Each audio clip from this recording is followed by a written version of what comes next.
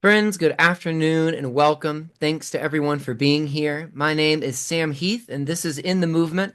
So, I work with Equal Justice USA, and we are a national nonprofit, and we do work around death penalty repeal, restorative justice, and community safety. And one thread that runs through all of the work that we do, because to engage the criminal legal system at all is to engage this, is thinking about race, racial equity, white supremacy. There are lots of words that swirl in a similar space, and that's part of what we're going to talk about today.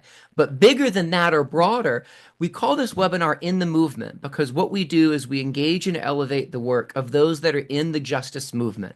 And there's so many ways of what that looks like. We talk here sometimes about mass incarceration, and one key thing that's a tenet of how we approach it is that mass incarceration isn't just a problem to be solved, but it's really a symptom of something. It's a byproduct of something else.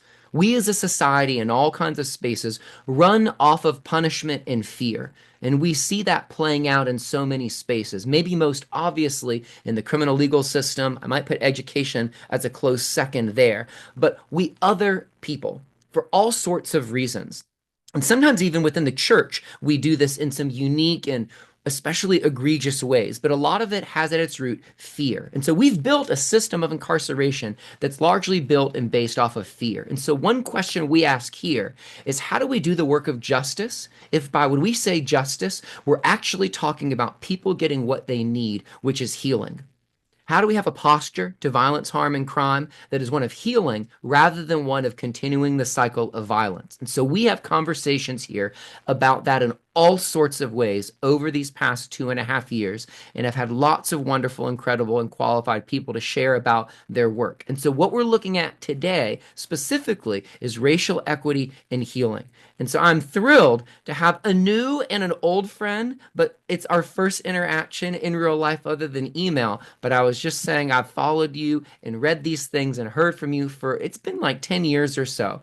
But we have Latasha Morrison who is here with us. She's the founder and CEO of Be the Bridge. And she's going to talk a lot about what that group does, what that group does within all sorts of spaces. She's an author as well. She's had 2 books that I know will want to have come up, but her work sits right at this intersection of racial healing, equity, and reconciliation. And even some of those words are fraught with a lot, and we might talk about that as well.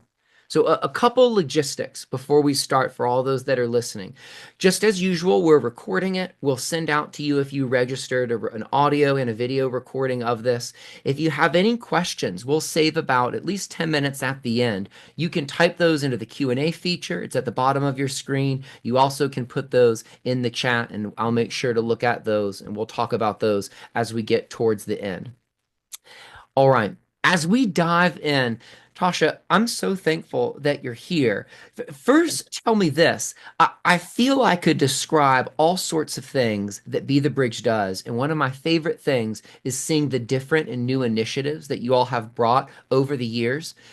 What's your conference pitch of how you distill everything into what Be the Bridge is? And then I want to back up and talk about you. But with the work, Yeah. how do you put it all together and say, this is what we do?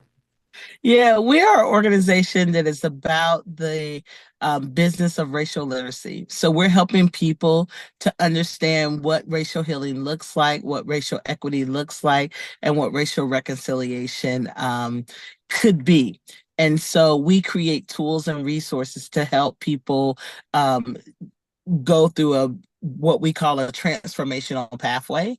So where we take people from awareness, that's the starting point. So we don't really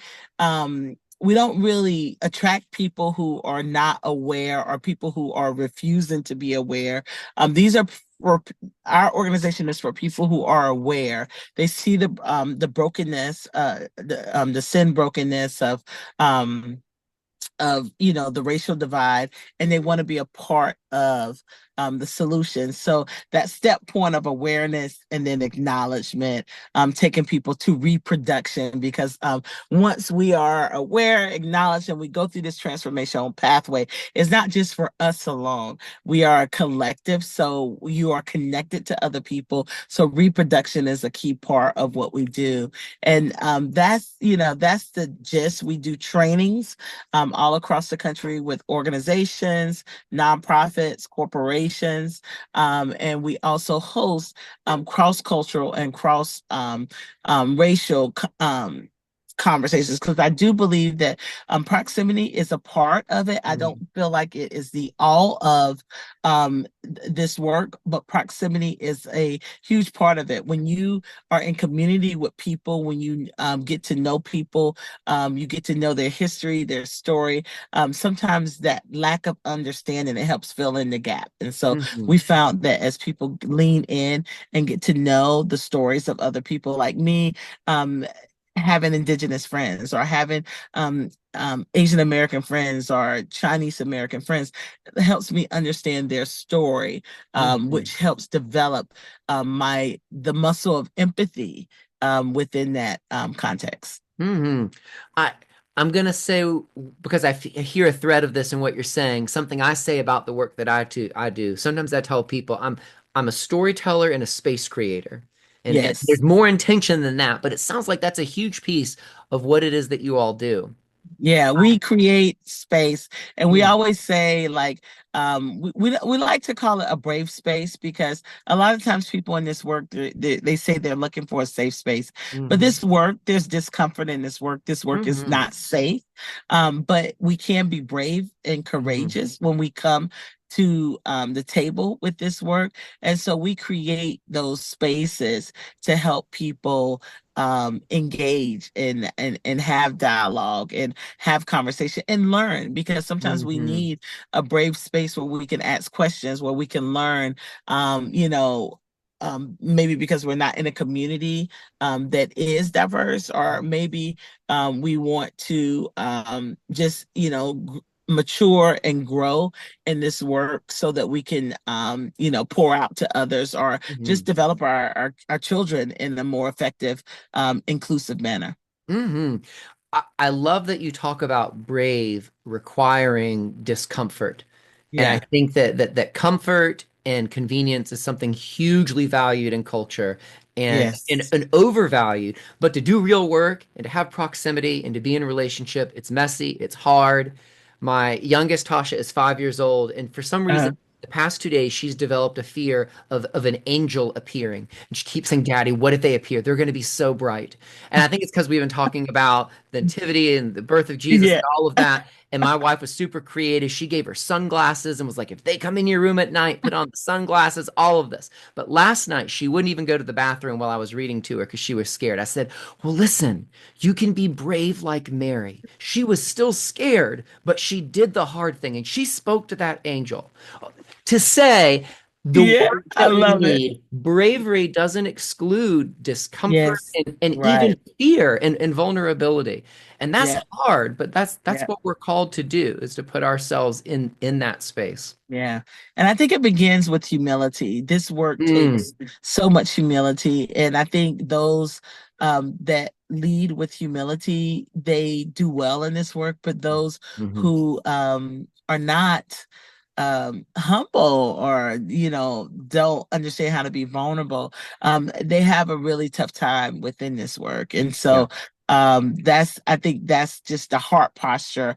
And I think I even start like my first book out, like, you know, one of the first requirements is to have a posture of humility. This Hmm. is with anything, like as Christians, I think a part of the character of Christ Yeah. is that of a posture of humility. You Yeah. know, Yeah. he was God, um, but he was in the trenches with the people. Yeah. That is humility.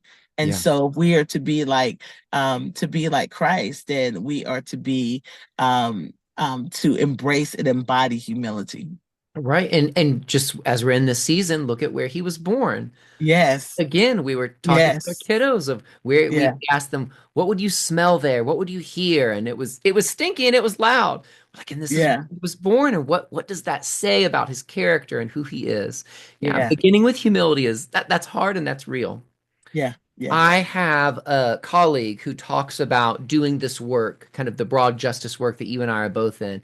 And he often says to me, a big goal is to go into this work looking for supporters, helpers, or collaborators. Like our role is not to cajole or argue or convince. And I hear an echo of that in what you're saying, that you're bringing in those that have some awareness and you want to bring them on a journey. But you're not shaking, you're not yelling, but I mean, you are overturning a lot of things that are within this, but yet it's done in this way and with a certain posture that makes someone feel safe. It encourages them to be brave, but it sets a certain ethos, especially when we talk about race, because otherwise so much of that progress and work won't happen.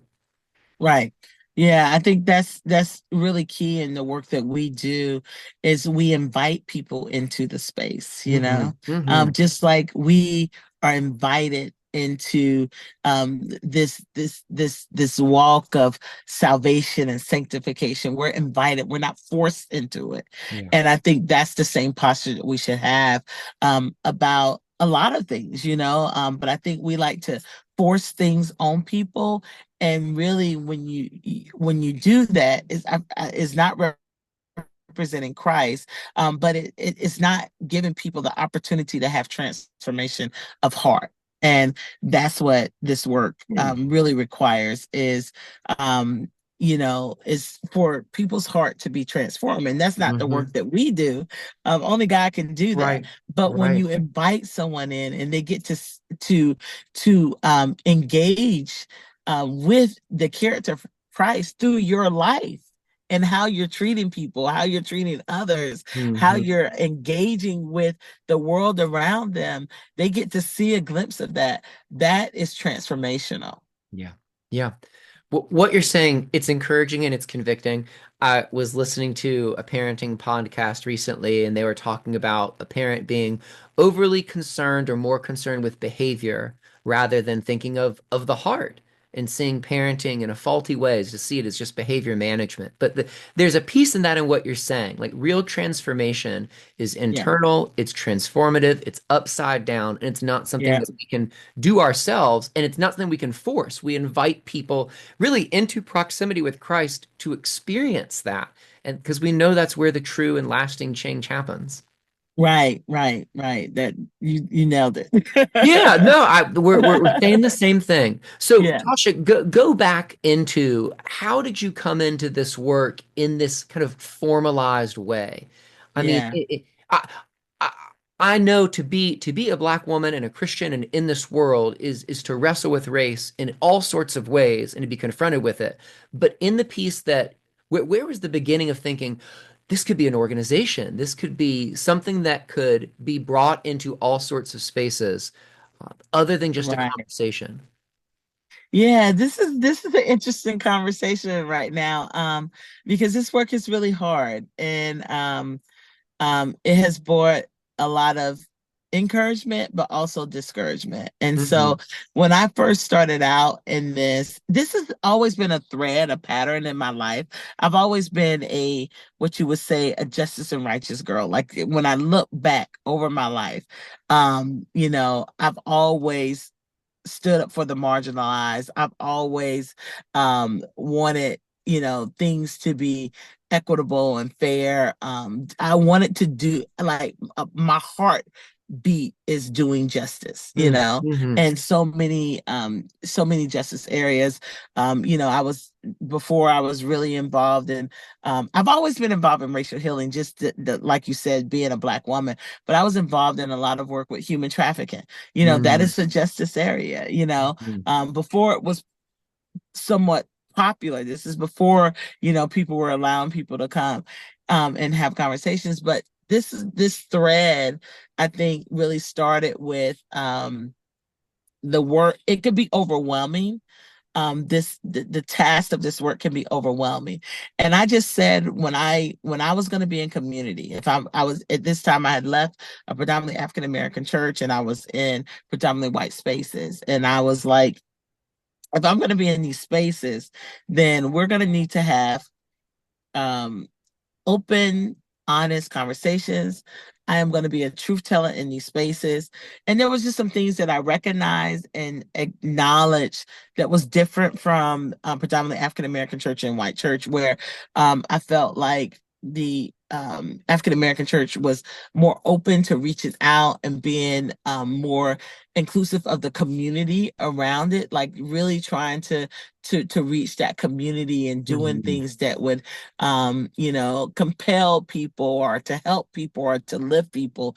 And it was just a little different when I went into predominantly white space. I noticed that it was come and be like us, in a sense. And Mm-hmm. I in noticing that, I was like, if I'm going to be here, I want to make an impact. I want to tell the truth because maybe it's from ignorance or maybe it's from just a skewed perspective. And so I want to be honest about what I'm seeing, especially if we say our mission and vision is to reach our community for Jesus Christ. So many of us have those type of missions. Like, Mm-hmm. do you really mean that or it just sounds good? Yeah. you know Yeah. and those are the things I started questioning, was like, this, do we really mean this, or it just sounds good on paper? Mm-hmm. But because are we willing to do the work of what that takes, and are we willing to shift and change? And so I just, in that environment, I would just hear comments and things, and I started challenging those comments, and was like, you know what, we really need to have some dialogue, because I really look to this is my brother and my sister. Yeah. And so they're saying this not because they're malicious. They're saying these things because they don't know. And so I want to be here. Let me be a sounding board. Let me teach. Let me help you with this. And I just noticed that we grow up in homogenous environments. And the environment that I was in, a lot of people, they had never worked with an African American. And so I started just having these conversations, and one thing led to another, to more conversations, just having dialogues around movies or what was happening in Mm-hmm. the world. And this kind of formalized more so around some work through restorative justice. And a friend of mine had was doing a conference, and I went to the conference, and I was just going to all these Christian spaces, and, and I was just really grieved at the fact where you know, we were okay with that Christian space um, being homogenous, just being Mm-hmm. all white, Mm-hmm. and not even representing the community that it's in. Like that breaks my heart, Mm-hmm. and we pat ourselves on the back when it comes to that, and I just wanted to challenge the person, was like, have you ever thought about, because really, what you do, what you create, your conferences, your organization, your church is only going to be as diverse as your life, you know? Mm-hmm. And if you value that, do you value it? And nobody's willing. And there's some people that are willing to say, no, I don't value it. It shouldn't matter that I'm going to reach people who are like me. That's what we're called to do. But that is very anti-gospel when with that mindset and ideology. And there are a lot of people who have that mindset and ideology that we're just going to reach people that's like us. I do Mm-hmm. know that we're not going to reach everyone, but just what if Christ had that mindset? Mm-hmm. We wouldn't Mm-hmm. be here today, Mm-hmm. you know and so I think just in challenging that, it just birthed the kind of cornerstone of this of the organization, and just some with encouragement from friends saying, hey, I think you have something here, like this has helped me, these dialogues, these conversations have helped me. And I've been talking to other people, and they wish they had something like this. And I still was very I still questioned it. I still doubted it. I didn't really want to sign up for this, because I Mm-hmm. know the pain that comes with this. I know what has happened to people who do this work of racial justice. Many of them are not breathing today. I know the turmoil that it brings about on your body, on your emotions, like all of those things. And so I didn't want to sign up for that, to be honest. I didn't want to sign up for that. And but then just one thing led to another, and I felt that God had been, really compelling me, calling me into this work, and just things just kind of took off and happened. And the next thing I know, I have a 501c3. I always say I have a 501c3 that I never really intended to have, but it was just, and I never expected it to kind of grow the way it did. It was just something I was going to do on the side. Mm, Um, and it has taken root in a life of its own, but it's been a very different, the last 2 years have been very difficult for us in this space, especially with a lot of the backlash, and because I feel like the work that we're doing is working. And so when the mm, work that we're doing is working, mhm, structures of power and control are challenged in that. And yeah. I think, that is what a lot of the pushback has been, is people don't want to lose power, and definitely people have many blind spots as it relates to this work. So that is, Be the Bridge is the accidental ministry that has really developed and, helped introduce people to this transformative work of justice and righteousness. Mhm, And at one point we had over 2,000 groups across the country.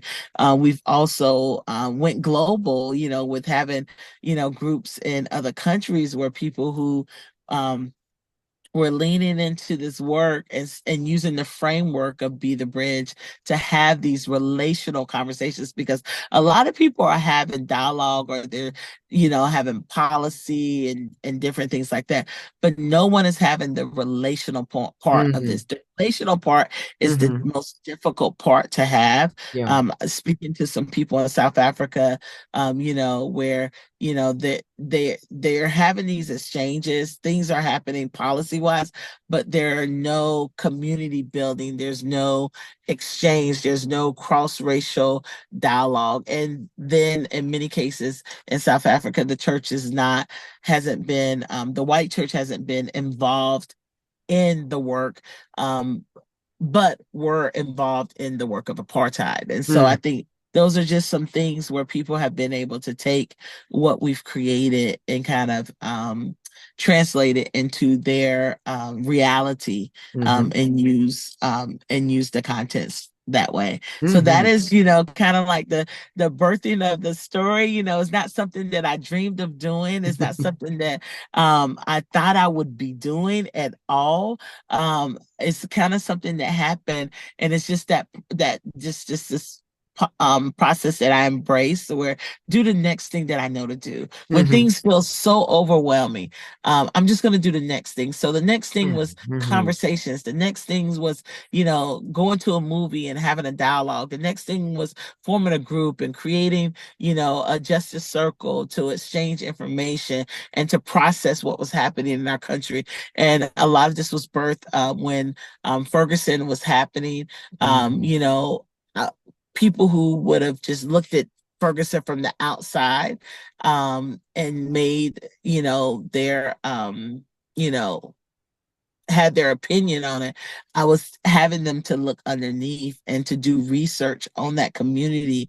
And then you start pulling the layers back on, okay, why this community is like this, why this happened. Well, we like to swim downstream a lot with our solutions and with our mhm, thoughts, mhm, instead of really going upstream and seeing, okay, why did this happen? mhm, And pulling those layers back. But we want to just cover up. We don't want to face the truth. And we know that it's the truth that makes us free. And mhm, so anything outside of truth that we're trying to skate around, it's gonna fail. mhm, It's gonna fail, because we serve a God of truth. mhm, I am the way, the truth, and the life. And I think that's important for us to remember, that truth is never a negative thing. Hmm. And truth is factual. So no matter how we try to skate around it, truth will always have its day. Yeah. You know, truth will always have its day. So it's just important for us to remember that. I love that so much of this began in conversation and in community, Yes. and it almost just stumbled into this.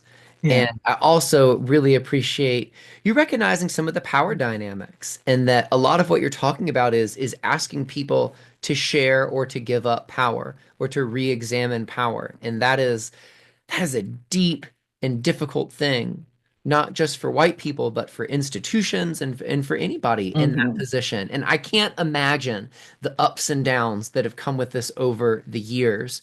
I'm remembering one moment in particular. I think it was 2020, and it was one of my favorite Be the Bridge moments. And it might have been one of the least favorites of yours because you were on the end of it.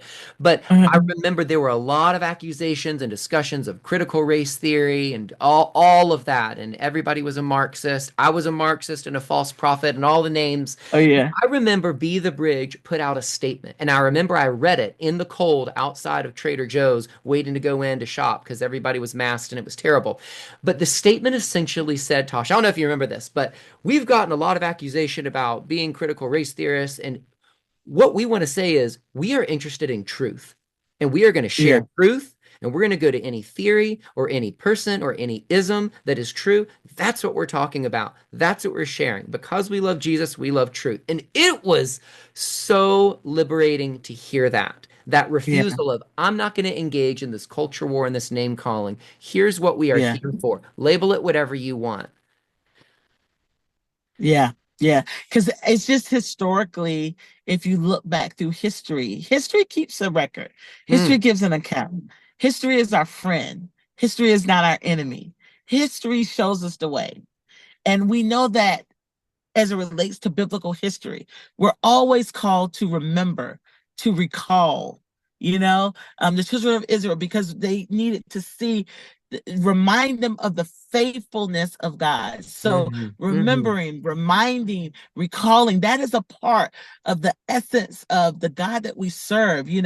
And so when someone is trying to snatch your history, you mm, have to know that that is not the way of Christ, mhm, and I think, with that, just trying to stay the line, what we do is very political. It doesn't have to be partisan, mm, but it is very political because mhm, politics are about people. And we are about the business of people and the flourishing of all people. My goal in this work is not to see African Americans flourish. My goal is to see everyone flourish, and that includes African Americans. mhm. And so it doesn't mean that I don't want my white brother and sister to flourish or to take something from them. But my goal is to see everyone flourish. And that looks different when we're talking Mhm. about the flourishing of all people. Mhm. Because in order to get like one group to flourish, that one group, like that one child, may need a little bit more for a season, you Right, which know? is why we talk about And equity and not equality. Not every yes. we say to our kids, Tasha, in our house, we don't believe in fair. We don't want people getting the same. We want people to get what they need. And that's different. Yeah. I And know that's the some gospel. How that's many right. parables talk about that? That's right. That's right. You think about even, I can't even think of the the scripture right now. But when we start talking about the son, cannot think of the The parable. It's prodigal like son. something just, yes, the prodigal son. It just Hmm. left me. When you're over 50, that happens a lot, but I'm on my way. just the prodigal son, the talents, like so many things, when you even think about the Good Samaritan, Hmm. who is the Samaritan? Who was that? And, that Jesus was communicating in that season. They were detested. So he used Hmm. something that people detested that they could relate to tell a good story about, and so and then the part that we missed is that he took him to a place where he can get cared for and paid for his care. Mm-hmm. Mm-hmm. And those things we miss that in scripture. Sometimes I'm wondering like what Bible are we reading? But it's like I've never understood spiritual darkness or what it meant to have scales over your eyes until probably the last 5 to 6 years, Mm. where it's just that people cannot see. And, this work, when we start talking about the work of restoration, the work of repair, the work of reconciliation, this work is about equity. And so Mm-hmm. Mm-hmm. that is a kingdom word.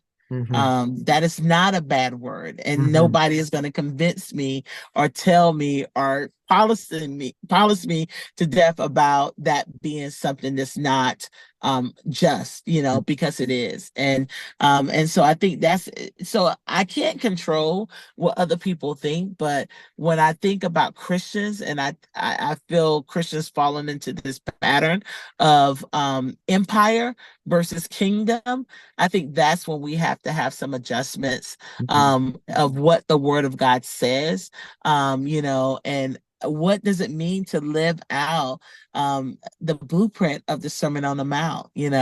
What does it mean to live out, Matthew 25? What does it look like, Matthew 28? I mean, it's like Jesus shows us the way, and I Mm-hmm. think we have allowed ourselves to get so far removed from the words of Jesus, Mm-hmm.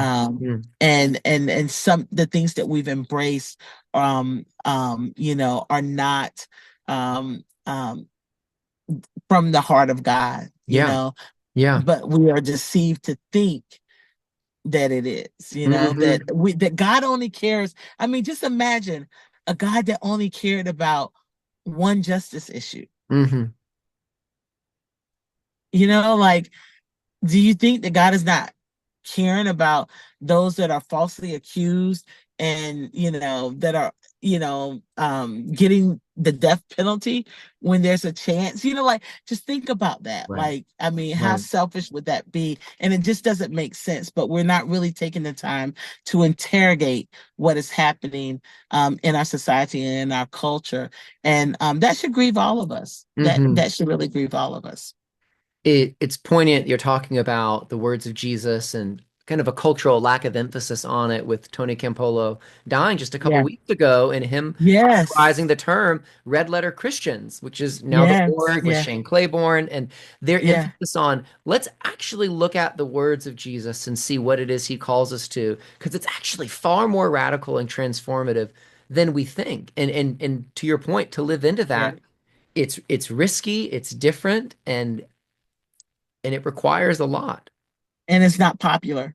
And It's it not is popular. unpopular. It's Absolutely. very unpopular. I think, you know, I think, a lot of times I think about, okay, what would we read the Old Testament and we're like, oh, we think we would have been better than the children of Israel.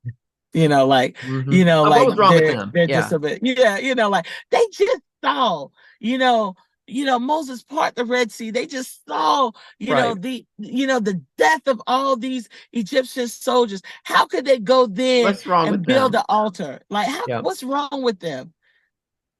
We're And the that's same, us. same, That's us. It's same, the same same, heart. Absolutely. same heart. Absolutely. But Yeah, that requires a humility to admit that. yeah, And it requires yeah, us having an identity beyond just ourselves. Because otherwise, yeah, as you know, you can't sustain it. The yeah. fear and the white knuckling, it won't sustain it. Yeah. And I think that in this work, I've really seen that we are really biblically illiterate, Mm. that people don't really research and read. Hmm.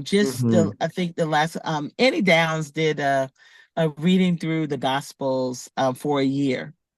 And before that, I had started. I'd seen where she had done that um, um, a couple a couple years ago. She practiced doing that, and I read that about her, and I know her as a friend, and I was like, you know what, I'm gonna do that, and that will change you. Let me tell you. Mm. And one of the things we were having a conversation about this, and she was saying that, you know, when I read the words of Jesus.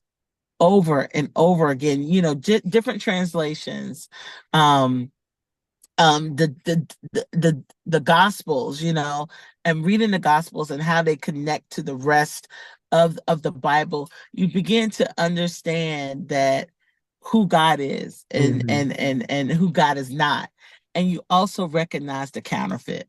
Mm-hmm. The counterfeit is illuminated when you do that. And so, those of you who are listening, I would challenge you, like, and as we are in this Advent season, as we go into the new year, to spend time, like deep time into the message of Jesus, to the gospels, I think someone on here said, like, we need good hermeneutics. Yes, we need it. Mm-hmm. Good exegesis of scripture, because this is why we are where we are, because of really bad interpretation, you know, Yeah.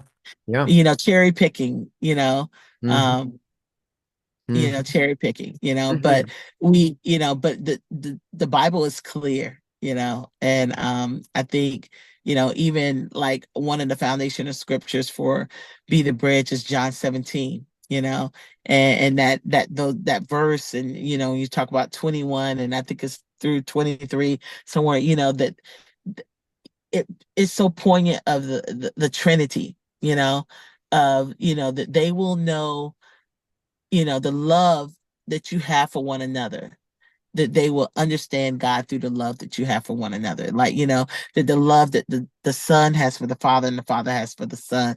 Like, our love for one another is, brings about unity. It brings about transformation. And every time I read that, I'm just like, Lord have mercy. You need some new PR, because we are missing it, Yeah. Yeah. and I think that's just understanding that, like, that our love for one another, our connection to one another, should point back, um to God. And Mm-hmm. when people look to the church, they're not seeing God. Mm-hmm. And that should really grieve us. And I'm not saying like every church, every person, there's a lot of us that are out here trying to hold the road, but there is a majority, like, there is like there's a large group, that are lost, and it doesn't anger me, but Mm-hmm. it makes me really sad, Mm-hmm. because those are our brothers and sisters, and they're being led astray by power, Mm-hmm. um, by indifference, Mm-hmm. by money, and that's just really grieving. Mm-hmm. Mm-hmm. I mean, those three things you named, power, indifference, and money. I'm thinking again, we're talking about the words of Jesus, how Yeah, often he spoke about those things, yeah, right? About the yeah. realities of power in his day, about the dangers Yes, of the love of money, and about yes, indifference and how he moved into relationships and proximity. yes, I mean, he yeah, refuted the negative pieces of all three of those things, and everything's yeah, mm, yeah, yeah. And I mean, all the things, all the people that were detestable, consider, in that culture, in that time, hmm um, Jesus moved toward them, hmm and that that should show us, But I think we have, um, going back to even to Isaiah, I think we have a lot of religious, rituals, and talk, without true transformation, where hmm we're not doing the work of justice, we're not, taking care of the widow, we're hmm not, you know, we are criminalizing poverty, you know, we're, demonizing people that are trying to help, those that are marginalized. I mean, really think about that.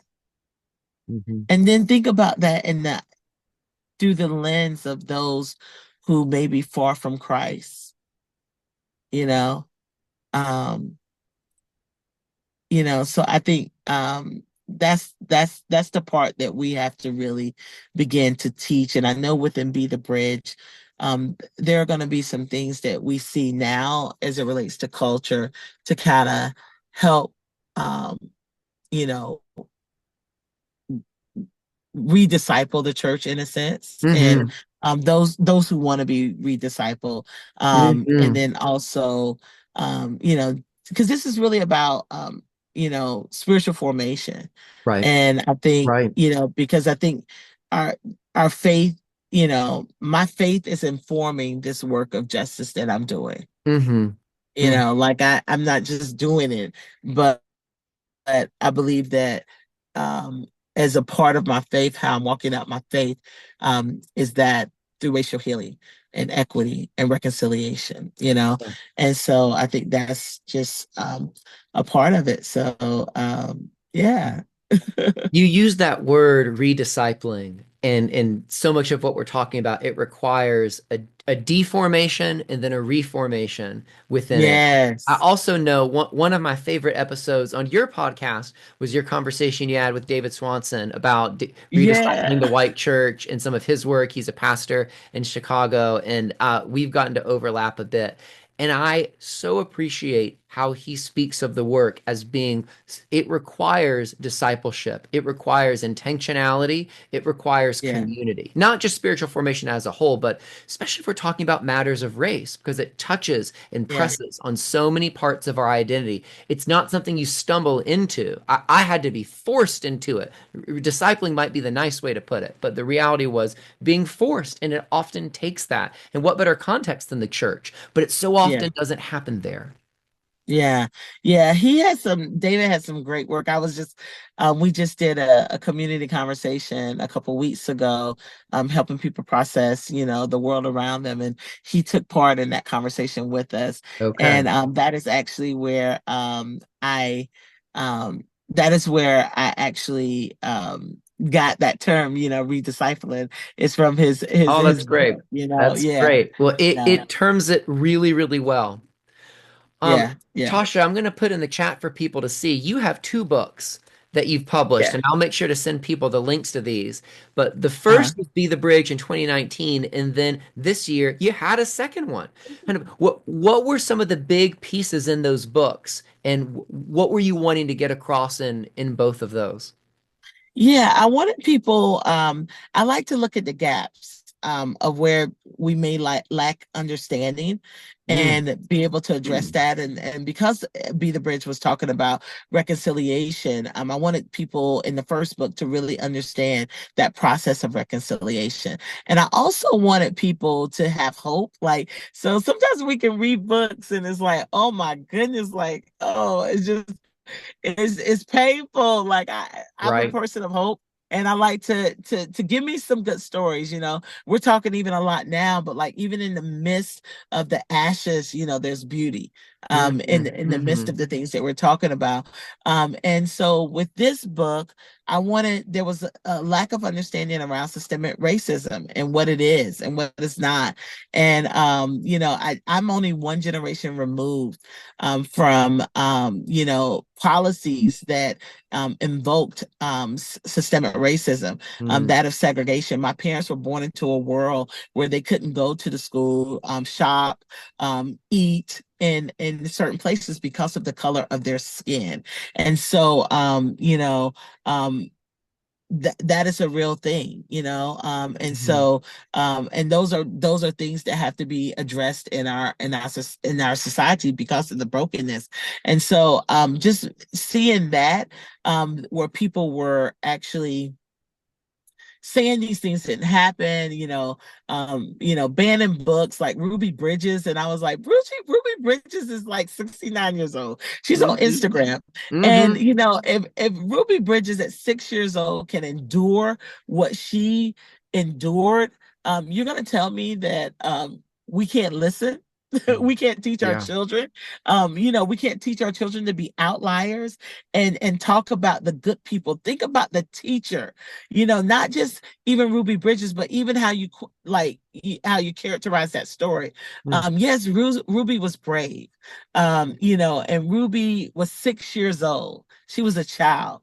but there was a teacher that stood with Ruby, that Mhm. taught Ruby, that Mhm. helped with Ruby, that held her, that brought peace, that brought like, even in that, there's something to teach our children. Like, out of that brokenness, there's so much beauty Yeah. in that story. Oh yeah. And Hmm. so we like to do that and be the bridge to kind of help people engage, in those type of conversations, and so I think that's important. So this last book is called Brown Faces, White Spaces, and I'm talking about different systems. So systemic racism, and there's a lot of systems, but I only address nine systems, and I That's talk still a about lot. yeah, Wow. yeah, yeah.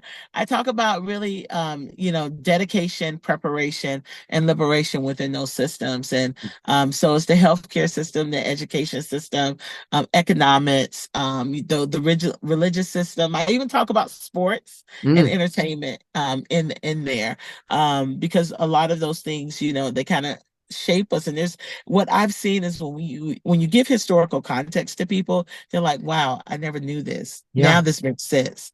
And I'm like, it's by design that we don't know this. This is Right. why there's just such a fight over history. And also this goes back to I started writing this book, and I'm dreaming about this book in 2020, 2021, when we had so much racial unrest in our country. And Mhm. one of the things that I I saw this denial of what has happened in our history, but then I also saw history be attacked.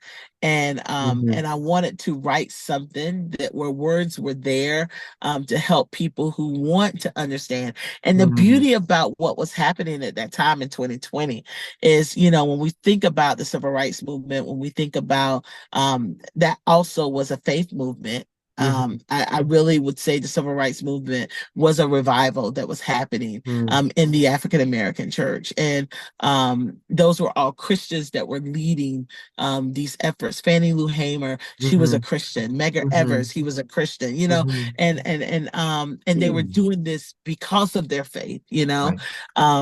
and so one of the things that I would say, with that is all the people, a lot of the majority of the people that you saw marching at that time, they were brown, you know. But when you look at 2020, what was happening, this global movement that I think that was prematurely snuffed out, Mm. um, uh, that was giving those that even were far from Christ hope to see the the collective community come together and say, um, this isn't right. This isn't fair. We must do better. We must face this. And I think that is the thing that people were afraid of, is because it brought about a unity. Mhm. I heard people who were far from Christ talking about the hope that they had, or the surprise that they saw from the church. We get that all the time, and be the bridge where people who are agnostic or far from Christ, and they would say like, I cannot believe Christians are having this conversation. I didn't know Christians were having this conversation, because Mhm. sometimes they only see one side. And Right. we know that there's a lot of Christians that are having this conversation and engaging in the work of justice and righteousness in many different spheres of marginalization. But Mhm. everybody doesn't get to see that. And what we saw in 2020, um, in a lot of places where this diverse group of people that were coming together. I live in Atlanta.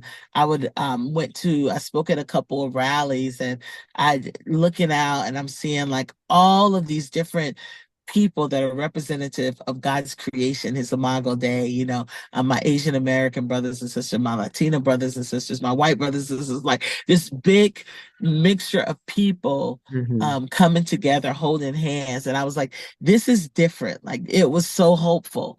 And then you have this fringe conversation that was happening in the Southern Baptist Church, CRT, that came up and really snuffed the life out of what was happening, Hmm. out of something that no one was teaching CRT. I didn't even know what it was, and I was Until accused I of was being a told I was CRT teaching it. theorist. Yeah. I was like, what?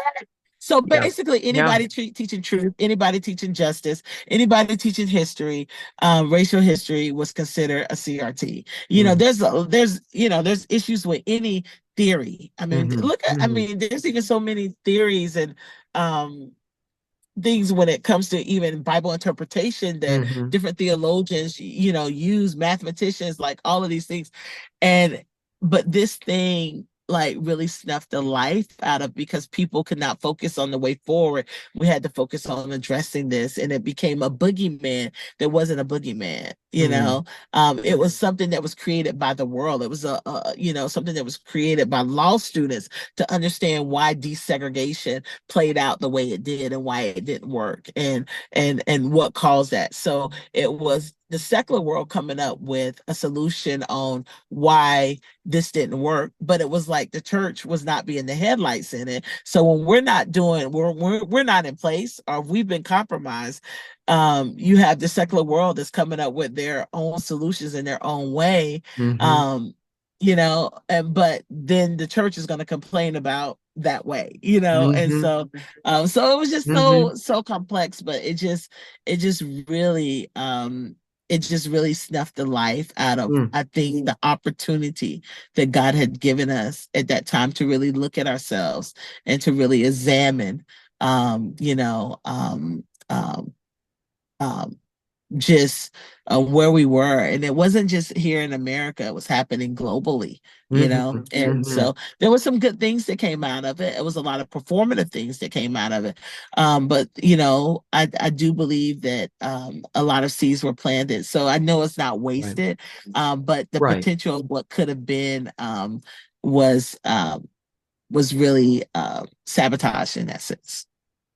Well, let's think about the way forward. And this might be my last question before we start to wrap up. But what are some key things that you would want to call specifically churches to as they think about what does racial equity and reconciliation work look like? And I know that might be nuanced depending on the racial makeup of a church, but in general, what are some principles that a church needs to know or keep in mind as they think about moving into this admittedly difficult layered taxing work? Um, just making sure that is the work that you're doing is garnered in the gospel, Mm. and biblical justice, um, and that it's based off of truth. I Hmm. think those are key things. I think there are some other things that we have to look at as it relates to, um, um, like we want to have this like colorblind society when society is not colorblind. Hmm. And I Right. think it's important that that we look at this system of race, which is a social construct that has very real meaning in our country. That we can't say we live in a colorblind society when even at birth and at death we have to put down our racial, this assigned racial Hmm. identity that we've been given. And I think that's Hmm. important for us to uh, um, remember that, and what that means. Everything we Hmm. do, we have to identify ourselves racially, in America. Hmm. Everything that we do, every document that you sign, on your birth certificate, on your death certificate, on your marriage certificate, those are and systems are developed from that. So I think it's important for us to really um,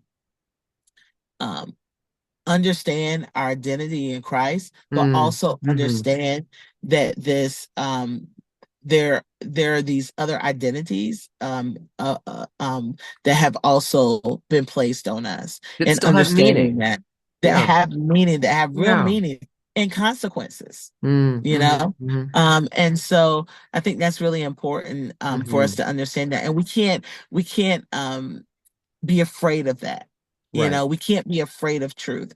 Mm. And then really to dissect, um, you know, this it's it's that our faith should really shape um, us politically and not our politics shaping our faith. And Hmm. what I see in our Mm. society is more of politics shaping the faith, and that's the foundation of what we've seen. Yeah. Where just through the history of enslavement, where people to the point, misquoted the Bible, not just misquoted, but actually developed a slave Bible to Right, right. A oppress whole alternative to oppress text. people.